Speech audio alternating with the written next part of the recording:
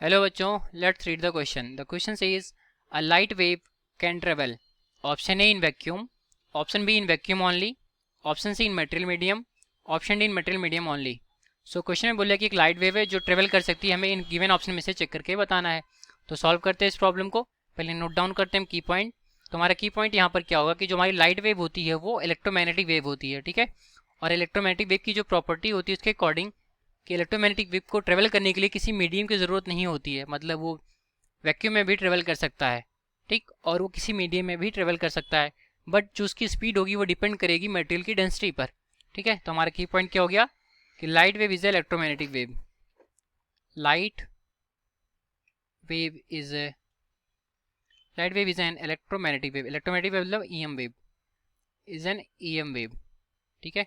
और EM wave को travel करने के लिए मीडियम की ज़रूरत नहीं होती है. तो सेकेंड की पॉइंट हमारा क्या हो जाएगा कि EM wave, speed of EM wave, ठीक है. हम यहाँ पर स्पीड लिखेंगे, ठीक. स्पीड ऑफ ईएम वेव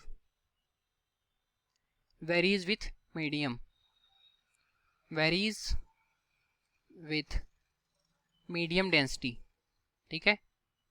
तो यहाँ पर क्या बोला कि पहला वैक्यूम बोला है, दूसरा बोला इन वैक्यूम ओनली. तो हमारा इलेक्ट्रोमैग्नेटिक वेव वैक्यूम में भी ट्रेवल कर सकता है, तो हमारा वैक्यूम ऑप्शन ए करेक्ट हो जाएगा. बी बोला इन वैक्यूम ओनली, तो ओनली का मतलब हो गया कि केवल और केवल वैक्यूम में ट्रेवल कर सकती है और किसी जगह पे नहीं, तो ये ऑप्शन गलत हो गया. सी में बोला है कि इन मटेरियल मीडियम, तो ये हमारा किसी मटेरियल में भी ट्रेवल कर सकता है. फिर डी में बोला कि इन मीडियम ओनली, तो ये भी हमारा करेक्ट हो गया क्योंकि यहाँ पर ओनली वर्ड यूज़ किया गया. तो जो हमारा ऑप्शन ए और सी है वो करेक्ट हो गया. हैंस